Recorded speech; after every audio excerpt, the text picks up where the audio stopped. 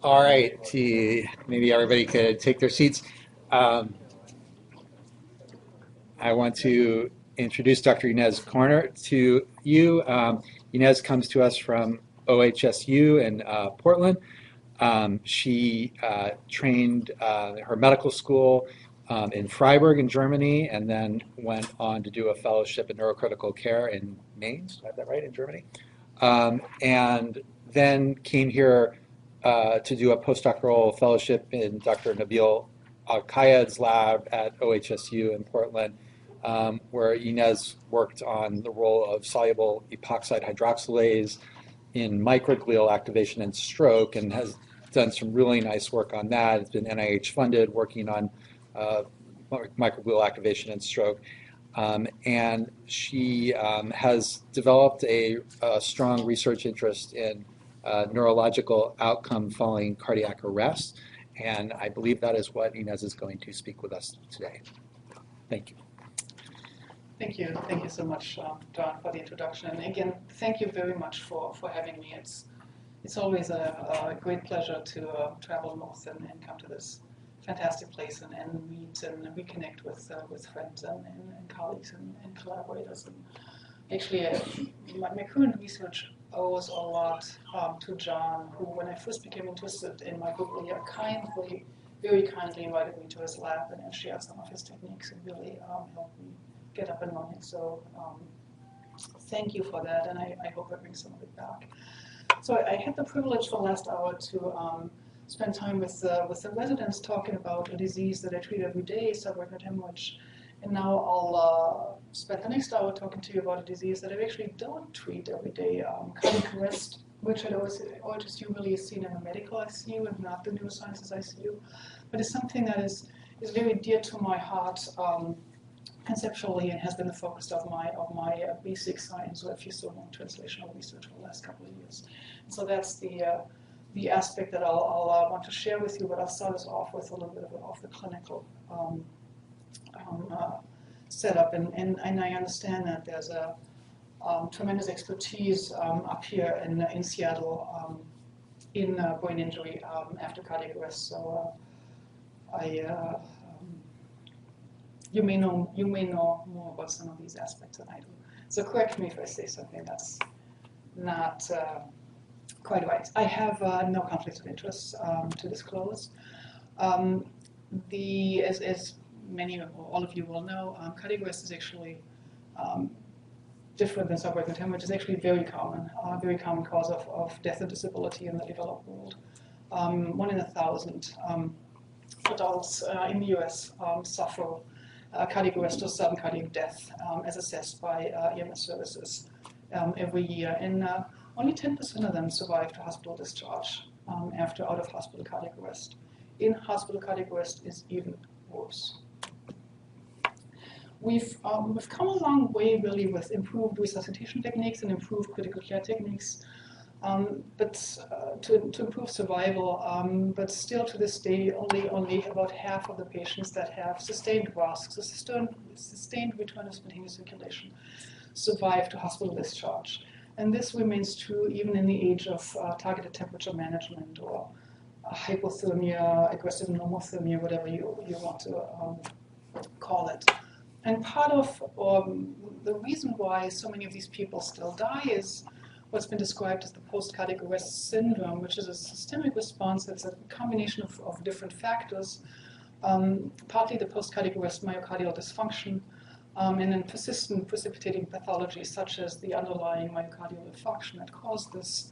But then really, and this is obviously what the cardiologists treat, more in the interest of the intensivist, the systemic ischemia reperfusion response. It is a SIRS-like response with a lot of inflammatory mediators and profound hemodynamic instability. But this can all be treated, and then what ends up defining survival and outcome really is the post-cardiac arrest brain injury, and that's what I'll focus my talk on. So this is the continuum of the different phases of the post-cardiac arrest syndrome, and really these immediate, early, intermediate phases of all the multi-organ dysfunction. Those can be treated with modern critical care. There's been a lot of improvements. But at about the 72-hour time point when we're going into recovery and then rehabilitation, this is really when the brain injury starts to be the main driving force of survival and outcome. So the brain injury sustained after cardiac arrest is a frequent cause of in-hospital death, partly because people end up being brain dead, but more often because we end up withdrawing life support for neurologic reasons or based on our prognostication. And this is true in the Nielsen study. That's the study that did the targeted temperature management. So they had a very, very clearly defined and controlled mechanism of how they allowed withdrawal of life support. But even in that population, in the first couple of days, it's the multi-organ failure and hemodynamic failure that drives death. But then in the later days, 3 days to a week out, it's really withdrawal of life support for neurologic reasons that causes death in these patients. And this is really where the neurologists and the neurointensivists are being asked to help prognosticate, is this patient going to wake up or should we withdraw support? So prognostication used to be easy, right? You all know this old, it's 10 years old, it's old these days, algorithm of how to prognosticate, and there were a lot of, if you have this, then your outcome is poor, no question asked. Myoclonus, absent N20 response. There used to be a cutoff for the biomarker of serum neuron-specific analase of relatively low number that defined poor outcome. That is no longer true, as you all know. Part of that is probably because hypothermia and targeted temperature management have possibly delayed some of the processes, possibly stopped some of the processes, and so maybe some of these clear-cut values are no longer there. So the algorithms in newer reviews are increasingly more complicated with more branch-offs and much less certainty. So there's more emphasis on a combination of different markers and a really re-emphasizing of the clinical exam. Less emphasis on accepted biomarkers. There's definitely EEG patterns that are encouraging versus discouraging, but EEG in and of itself is not something that allows you to prognosticate, but it can be in combination with other markers such as lack of pupillary response at 3 days, and there's still the N20 response in the SSCPs is still relevant as well. Emphasis these days in the time of targeted temperature management is to not do prognostication until the patient has been rewarmed. And since many of the newer protocols really emphasize cooling or temperature management for 48 hours with the sedation that comes with that, it really pushes prognostication back to 3 days or so. So sometimes people will really push for early statements, and it's not legitimate to really prognosticate within the first 24, 48 hours. This is another recent review that breaks down the flow even more concisely. So I'm again emphasizing that on the first day you really you should be getting EEG to see whether patients are in status epilepticus so that could be treated, but it shouldn't be used for prognostication. And then looking at these classic brainstem reflexes, myoclonus, non-reactive EEGs, absent SSCPs, and diffuse edema on imaging is also a contributing component that can guide negative prognosis. Neuron-specific analase as a biomarker has lost some of its reputation. There's been several studies that show that there can be good outcome with fairly high levels of NSA that are way higher than the 33 that was initially published, whether that's a reflection of improved treatment overall or whether that really is a change in how the pathology develops with hypothermia, I don't know. So as I said, brain injury remains one of the driving causes of hospital death. However, things are not black and white, right? You don't die or you wake up and go home. Those people that we successfully prognosticate as going to have a good outcome in being able to discharge still end up having signs of brain injury and brain dysfunction. And the most striking impairment that people have is memory problems. A lot of times, short-term memory problems, the formation of new memories, a lot of the hippocampus-dependent memory mechanisms, which really interfere with functioning of daily life. So a lot of these patients who suffer sudden cardiac death are reasonably young, in their 40s and 50s, have decades of productive life before them, but end up with these memory dysfunction and never go back to work. So this is a lot of these studies are older, kind of predating the hypothermia. Excuse me, this was one that showed that about 2/3, 60% of their survivors had memory problems. One of the largest series was from the Mayo Clinic. This also mostly predates hypothermia. I had a fairly recent couple hundred patients with ventricular fibrillation arrest, which is the best outcome arrest mechanism, really. Discharged 40% of those, which is very good. It's the Mayo Clinic. And then ended up having about 40 long-term survivors that they brought back for fairly sophisticated cognitive testing. What's interesting is that while they're at baseline, their patients have an IQ that is above average, Mayo Clinic, they all had striking deficits in memory function. And after, this is about, I think, a year or so after cardiac arrest. And that problem still persists in the day of temperature management. This is the Nielsen study that compared 33 degrees and 36 degrees hypothermia and normothermia, they called it, and didn't find a difference in outcome. And they actually had very good survival. Less than 50% patients died, but again, a good 25% end up with deficits.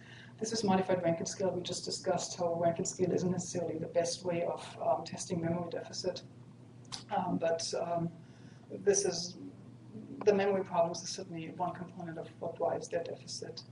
But in any case, half of the survivors of cardiac arrest still suffer brain injury that interferes with their quality of life and their ability to function.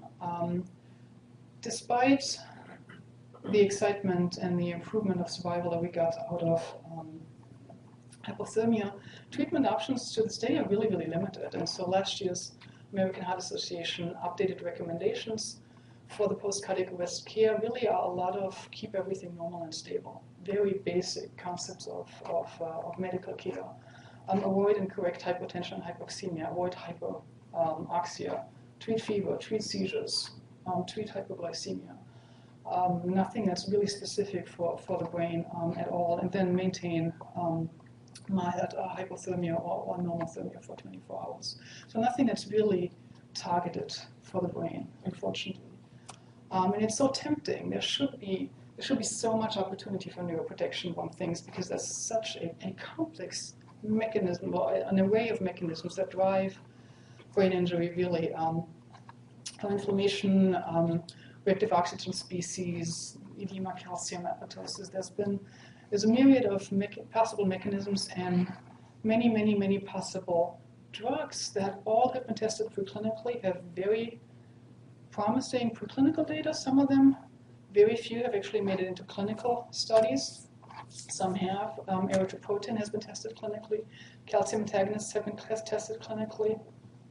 Didn't do anything, unfortunately.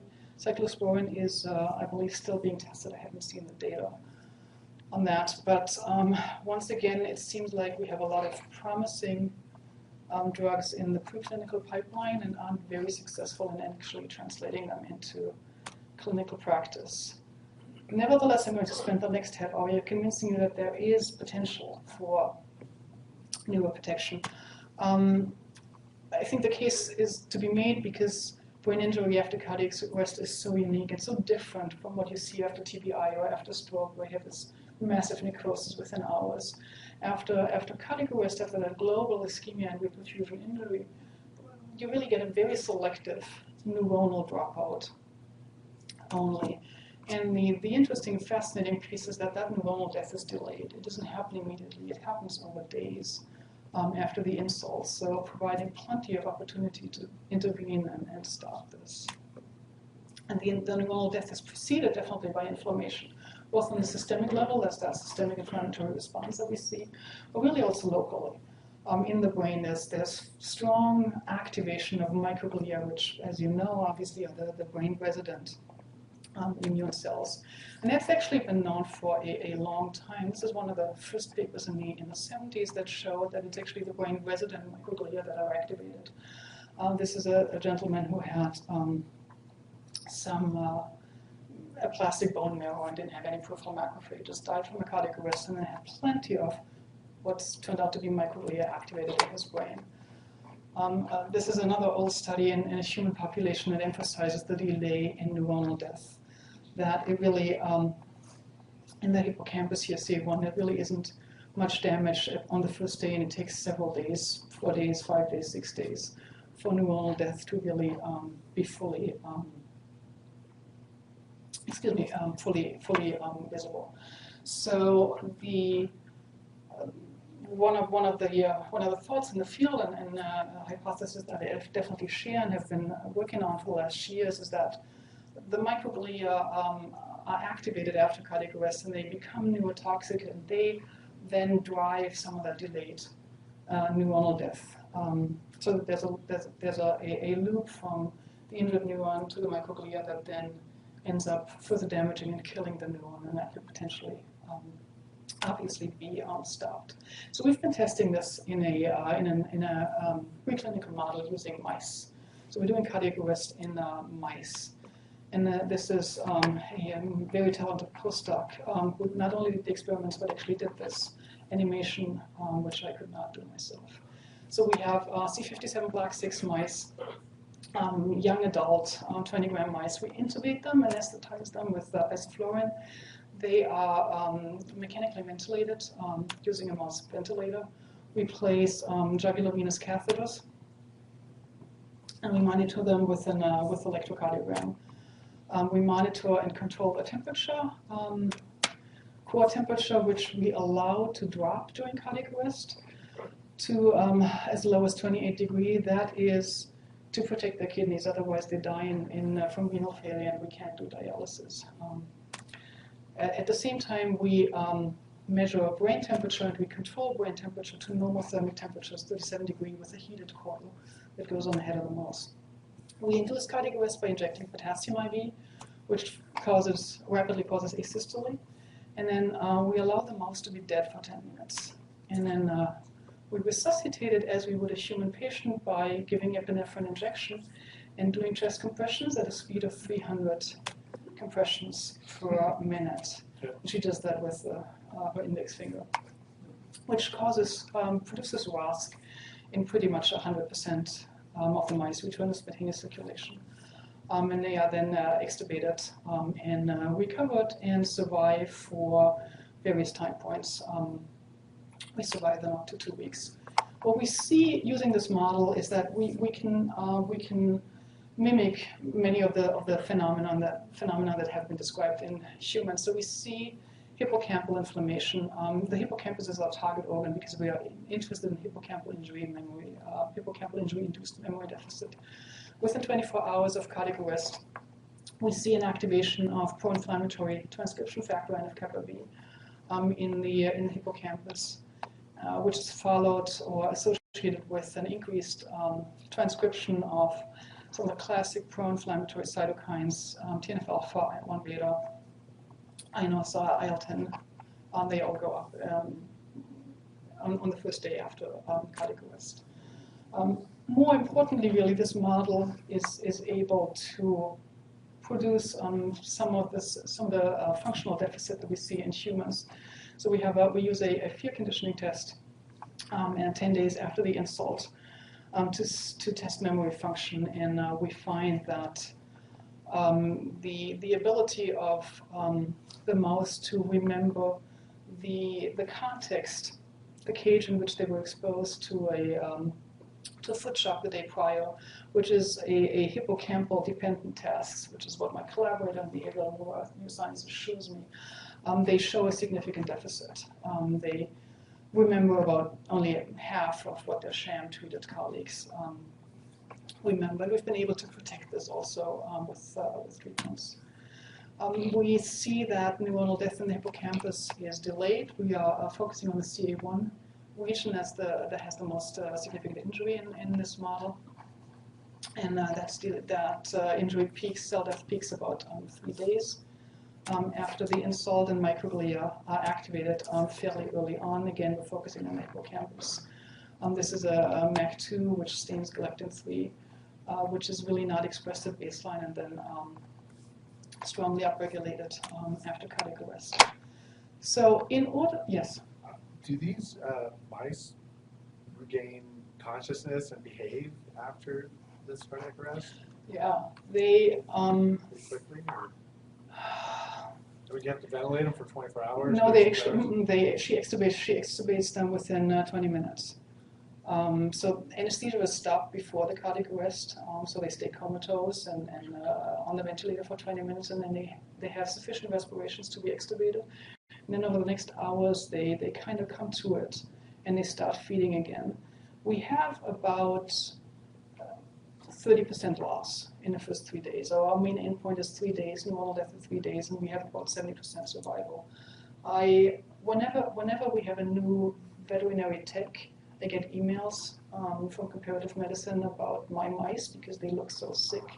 So that they're not healthy. You can clearly tell that that mouse is not doing well, but they recover within the first 48 hours to being back to rooming, feeding. We do give them, so they get softened food, and we give them IP injections of saline for the first day to make up for some of their fluid losses. Thank you. Yes, so I see this correlation, microglial activation early, inflammation early, and then delayed neuronal death. Obviously, that's not causation at all.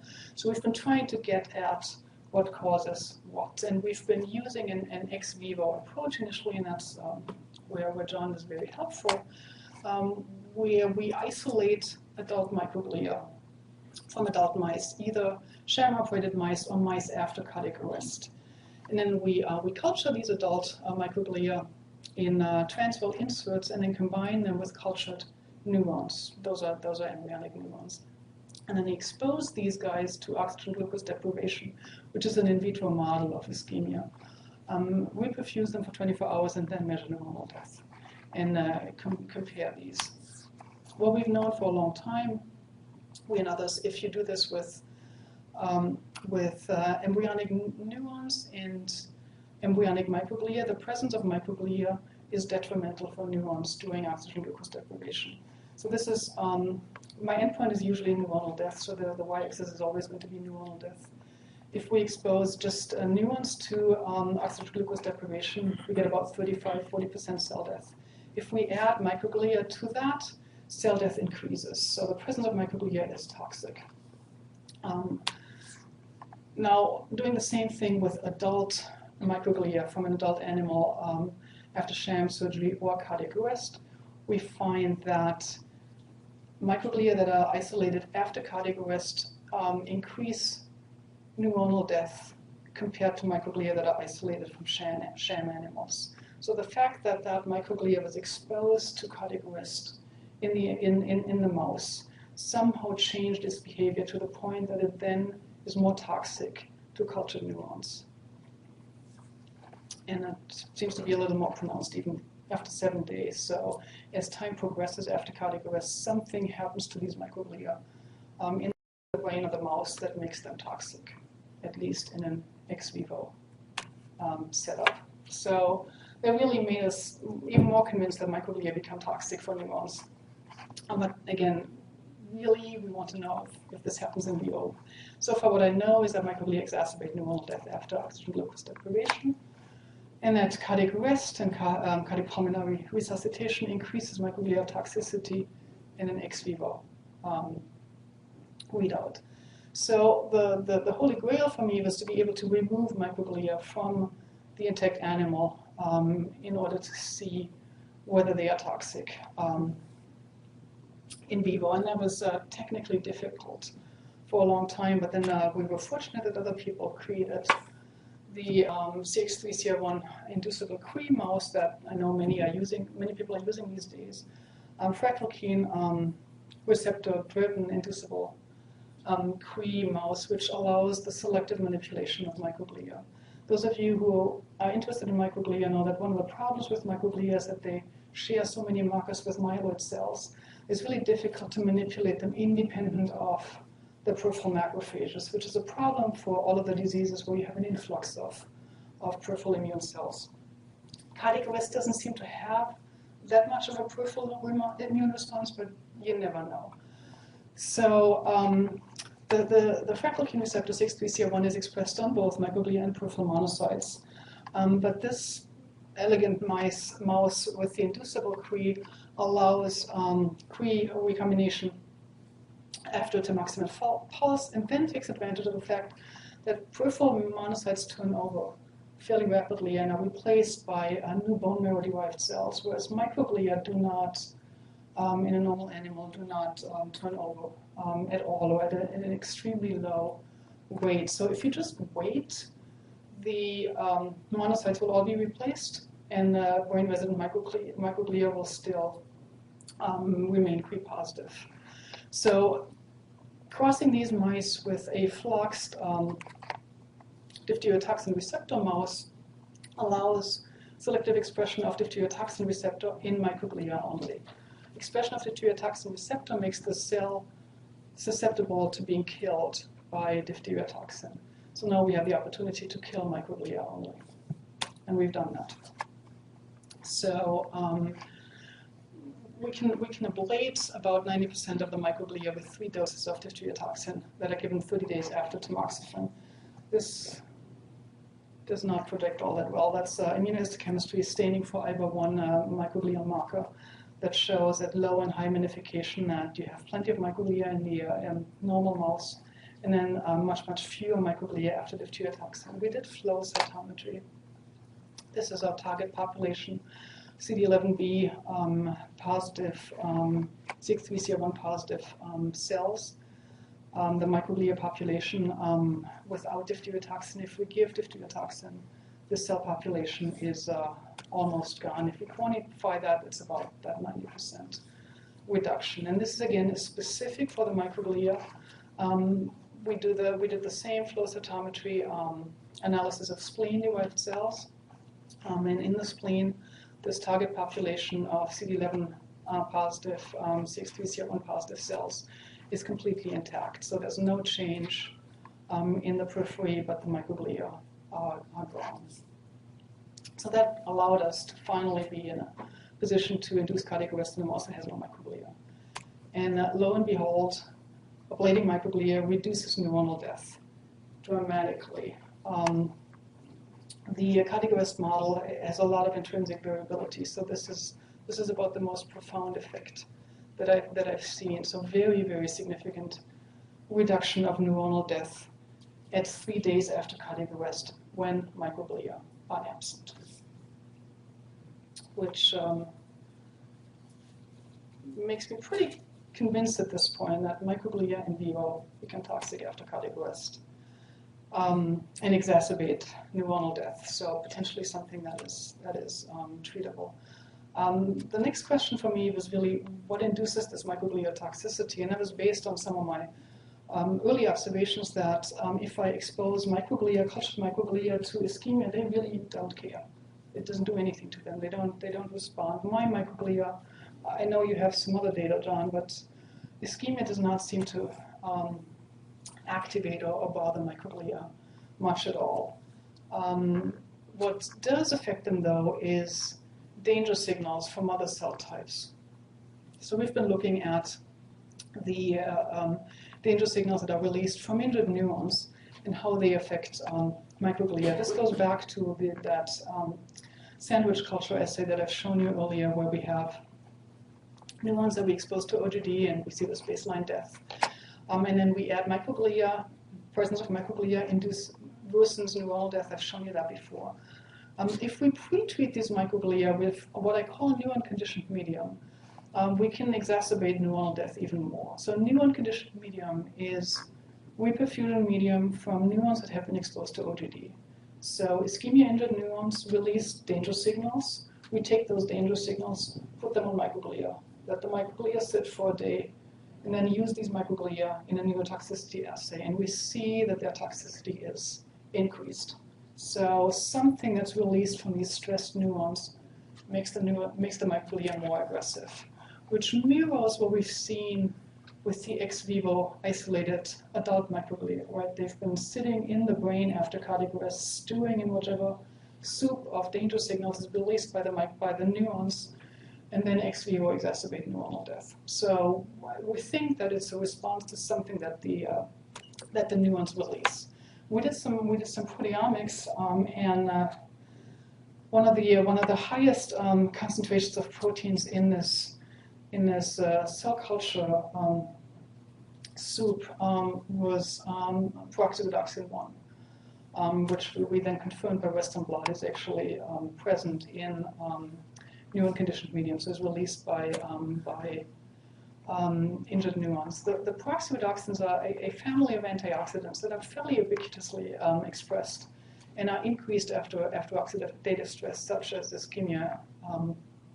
They can be released. It's been described. They can be released by cancerous cells or virus-infected cells.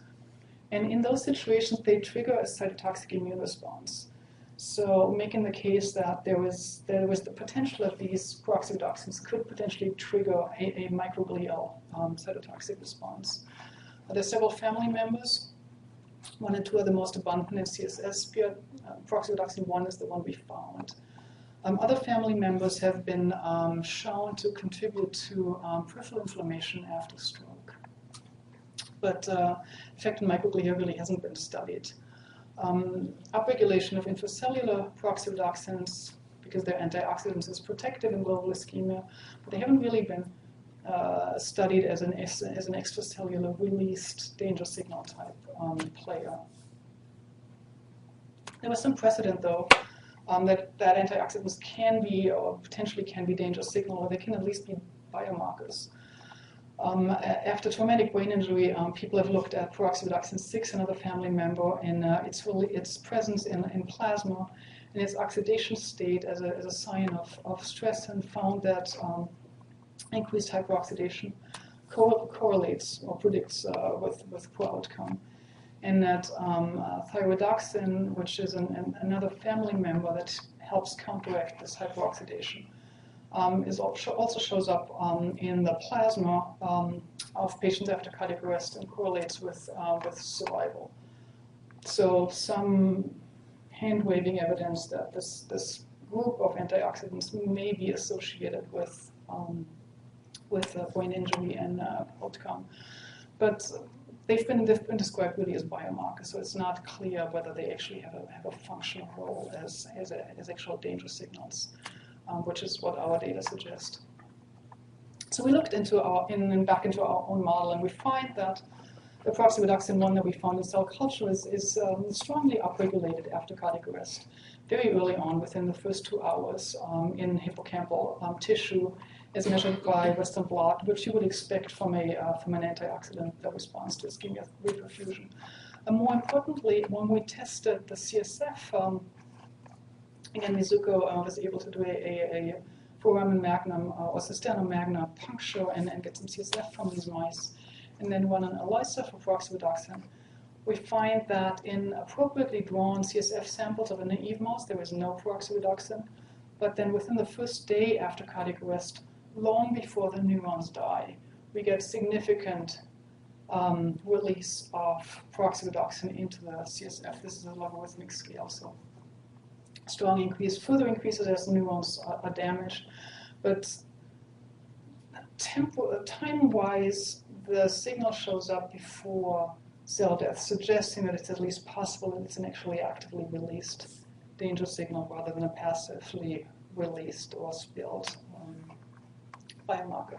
So taking this back into our culture system, we find that peroxyredoxin 1 is necessary and sufficient for cytokine release from microglia. So two of the cytokines that we look at are TNF-alpha and IL-1. Naive microglia don't release either TNF-alpha or IL-1. If we expose them to the new unconditioned medium, that mix of dangerous signals, they become activated.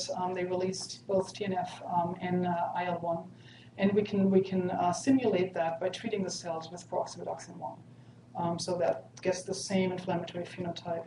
On the flip side, if we precipitate peroxyredoxin 1 out of the new unconditioned medium, we can suppress the cytokine release. So a new unconditioned medium depleted of peroxyredoxin fails to induce cytokine release.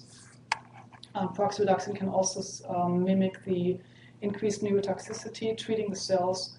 The microglia with peroxyredoxin increases their toxicity, similar to what we've seen with the new unconditioned medium.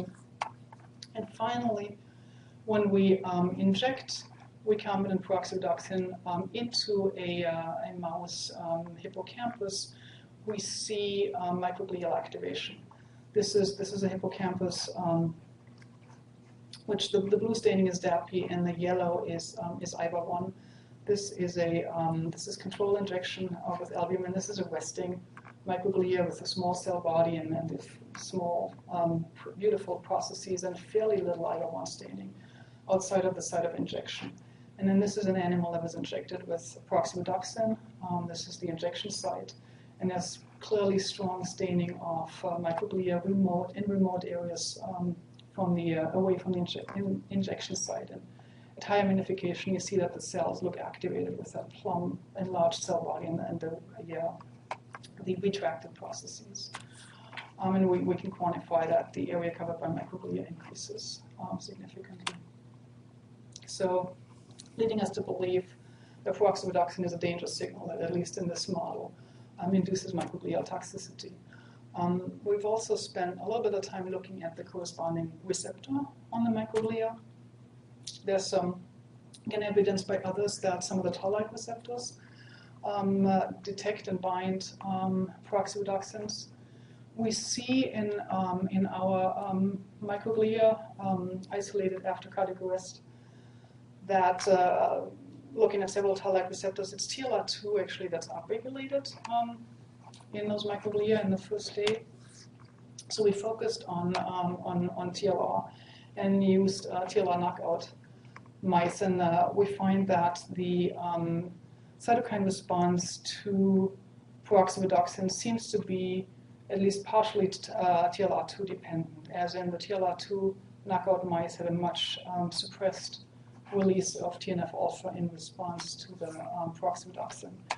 Similarly, the microglial toxicity that's induced by peroxyredoxin is TLR2 dependent in the in vitro system. So this increase in neuronal death by pre-treating of microglia with peroxyredoxin that we've seen in the wild type, I've shown you a different version of this graph before, that is absent in the knockout. TLR2 knockout microglia do not become more toxic when exposed to peroxyredoxin. No, it's a whole body. Yes. So this, in the culture system, we only have, we used knockout microglia combined with wild type neurons, but the mouse is a whole. It's a complete knockout. Yes, good point. Which is probably one of the reasons for the next set of data. So we were really excited about this in vitro data, and we took this back into the mouse, and we find that if we compare wild-type mice and TLR2 knockout mice, that microglial activation after hippocampus is significantly reduced in the TLR knockout mouse, which would fit our hypothesis that peroxyredoxin is released and then binds to TLR2 on the microglia to induce microglial activation and microglial toxicity. So microglial activation seems to be reduced when TLR2 is absent. However, neuronal death is not different. So while taking away microglia reduced neuronal death dramatically. Taking away TLR2 did not do the same thing. So there must be other receptors involved on the microglia that trigger that activation. Well, that trigger the toxicity. So there's this discrepancy between the activation as measured by increase in IBA1 expression and then the actual toxicity as measured in neuronal death. So running slightly over, what I want to conclude is that at this point I believe that microglia are toxic after cardiac arrest, and that removing microglia reduces neuronal death after cardiac arrest. And that danger signals, including this peroxyredoxin family member, peroxyredoxin 1, are released from injured neurons after cardiac arrest and then induce this pro-inflammatory TNF-alpha interleukin-1 expressing neurotoxic microglia that TLR2 contribute to the microglial activation, but does not seem to be required for neurotoxicity in vivo. So looking at all of this, obviously ablating microglia is not something that I would propose in a human, but I think the data suggests that the microglial response can be modulated in order to reduce neuronal death and then subsequently improve function. And as we gain more understanding of what exactly the players are and specifically what the receptors are on the microglia, we may gain the ability to specifically target that receptor and hopefully devise a clinically feasible approach to modulate this toxic microglial response.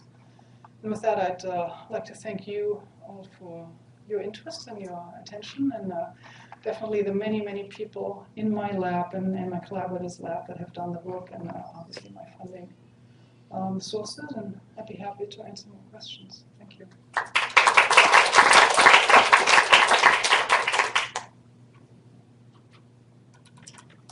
Second start. Great talk, Ines.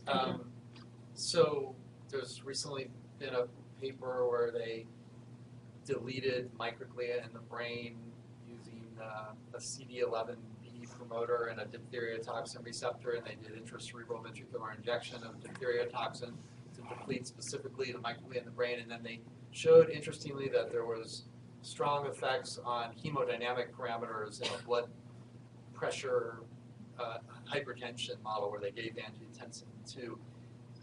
Do you know if there's any effects on the hemodynamic parameters in your cardiac arrest model with CF3CR1 diphtheria toxin?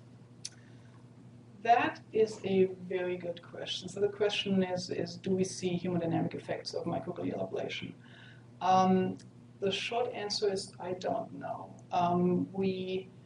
Based on the size of the mouse, we do hemodynamic monitoring in separate cohorts because they lose too much blood, otherwise they don't survive.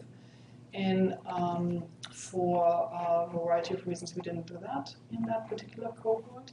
So my best or my closest answer is that hemodynamic instability is very closely linked with poor survival in this model, and survival wasn't different. Survival is somewhat decreased by simply by matter of being injected with diphtheria toxin, I think, which is mostly the stress of being handled so frequently.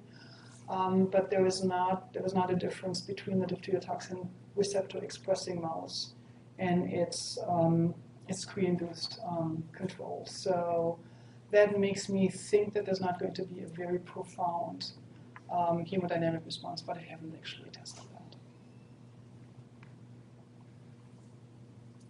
In your cold culture experiments with the transwell insert, do those inserts have filters? I mean, do the microglia, can they migrate through to physically interact with neurons, or are they just releasing a chemical that's producing this increased death after oxygen glucose deprivation? Excellent question. Can the transwells really physically separate the microglia? It depends on the size. They come in different pore sizes, and when we first started using those, we actually re-imaged the filters to see, because people use larger pore sizes for migration assays and chemotaxis assays. Once we learned to be careful enough to not poke holes with a pipette, we were able to maintain the microglia safely on one side. So it's a no-touch model, so they only exchange soluble substances, which also, I mean, it deprives us of the ability to look at anything that is mediated by cell-cell interaction, obviously, or phagocytosis or those types of things. You had a question? Yeah. So the interaction with TLR2 and the pyridoxine. So was some of your data suggesting that you mentioned other TLRs? So that's pyridoxine interacting with other TLRs or other soluble DAMPs that didn't involve? So the question is, is TLR2 the only target receptor for the peroxydoxine? What do the other Tolllike receptors do?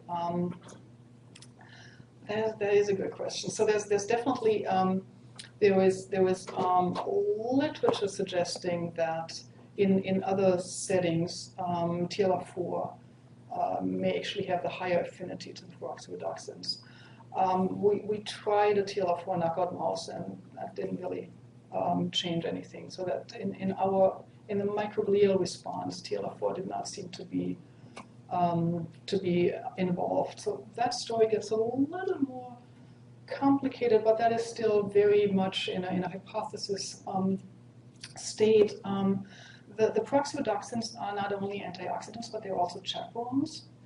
And so they form, as they are oxidized, they form these higher molecular weight compounds that have a donut shape that can actually hold some cargo, chaperones obviously. And there's some evidence that the oxidized form is preferentially released.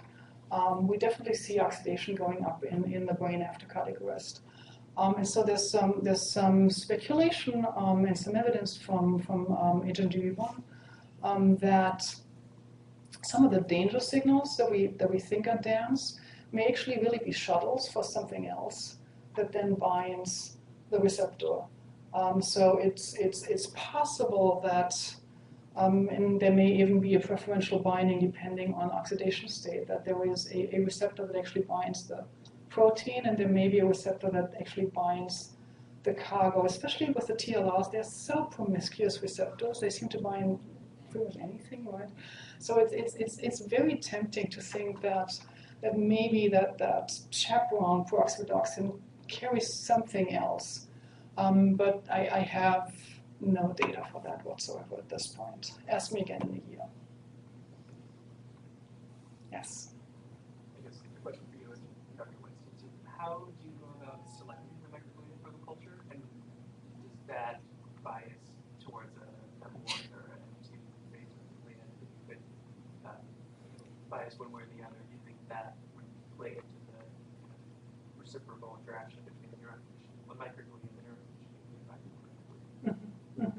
So a question about the M1 versus M2 bias and getting microglia isolated from the adult brain into culture, and how does that affect that? So we isolate the microglia with a density gradient centrifugation. We've done some CD11B magnetic sorting. We ended up getting more happier, more viable microglia with a less lower touch isolation with the density gradient. Since there's not a whole lot of contaminating peripheral immune cells, that gives us a fairly pure microglial population, as confirmed with flow cytometry. M1, M2 in microglia, obviously that's a very contentious topic. My personal bias is that I don't really see that. There's preferentially M1 type-ish pro-inflammatory marker expression versus maybe preferentially more M2, but I don't see in vivo or in carefully isolated microglia, I do not see that classic M1, M2 that's been described in culture and in macrophages. That being said, we we take care, and again, that's we've learned culturing microglia from John, who does this beautifully. Those cells at baseline do not express the do not release the classic pro-inflammatory M1 type cytokines, which they shouldn't. They don't do that in vivo either. So I don't think that we bias them towards M1. I have to admit that I haven't actually carefully looked at the other side, so I don't know how their M2 profile compares to in vivo. I mean, I was wondering if you maybe can try, or maybe you have done this, because you depleted from microglia, so you decrease the number of microglia, so that there is less neuronal death, right? Have you tried the approach, like trying to make microglia more active and see the neuronal death increase, like maybe using a CFTR1 knockout animal that types of microglia?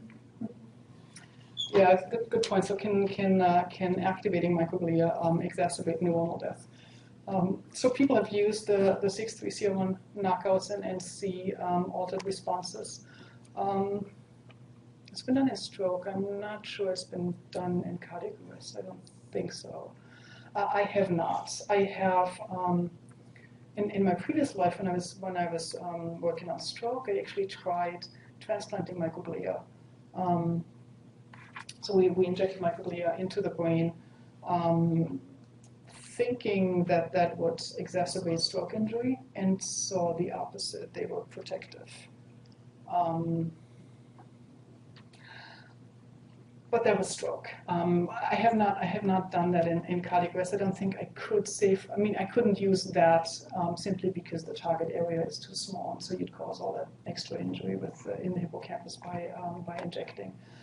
I think the 6-3-CR1 knockout approach that you propose is probably the more maybe the better one as it changes how microglia respond. But again, at the end of the day, I think my actually ablating the microglia is a very, very coarse approach at a somewhat much to get at a much more sophisticated question, really. And it's not. I don't think that microglia per se are bad. I definitely don't. I think they clearly have a lot of supportive and nurturing potential, and taking them out completely is going to be detrimental on many other levels. So I think at the end of the day, we still need to understand what exactly it is, and 6-3-CR1 faculty receptor definitely is one component that triggers a specific type of microglial activation. But I think despite all of the research that's gone into that, we still don't know. And it's striking how similar pathways can drive very different responses in altered injury paradigms. So we might need to check for questions from the outside. So if you can Let just me do that. no questions. No questions. Oh, okay, sorry. All right. Well, Any more questions from the inside? Yeah. Back to the clinical prognostication after moving the target temperature. Do you advocate for when do you start your time 0 in someone's big pool? Do you still start your time 0 for 1 day, 3 days, 5 days, these clinical signs, and performing these oscillator tests, or do you advocate for starting on more?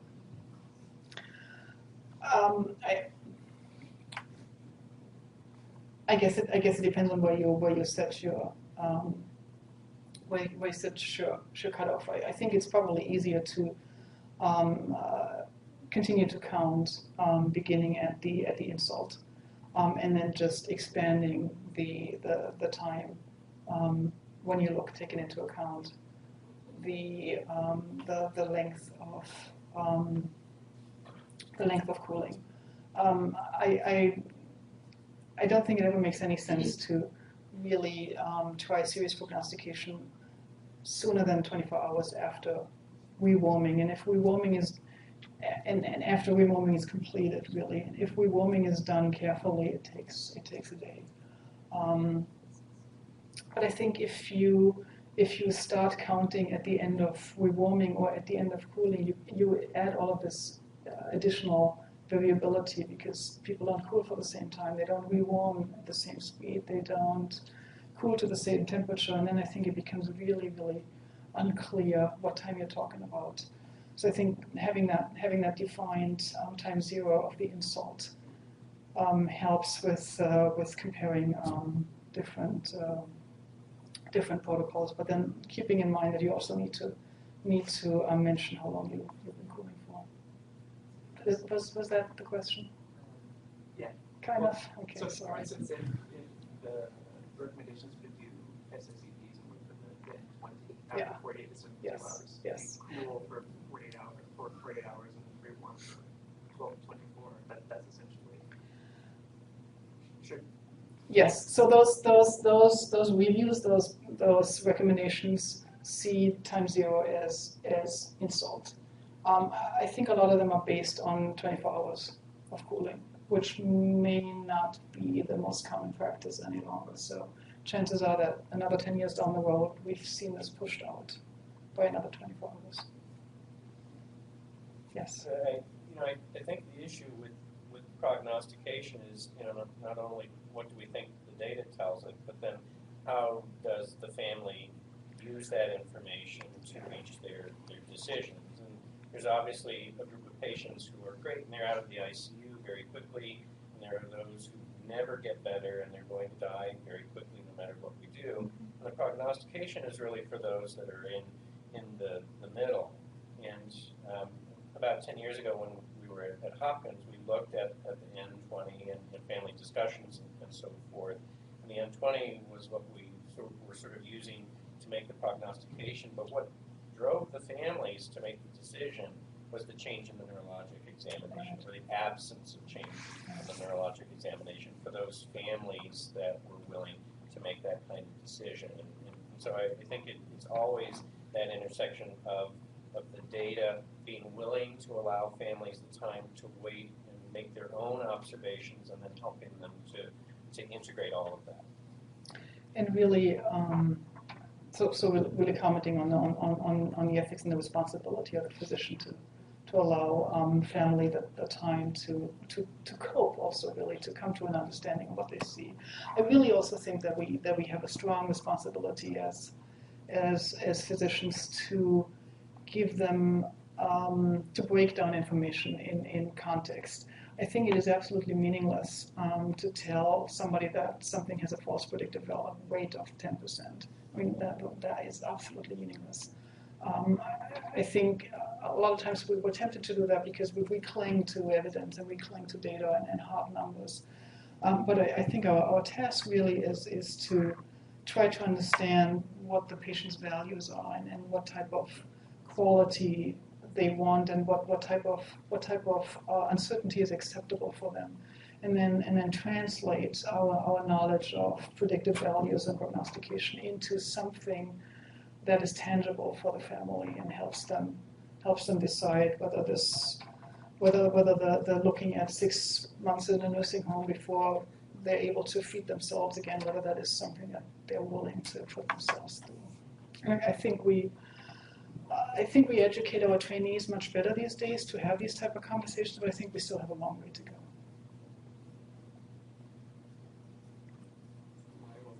Thank you. Thank you very much.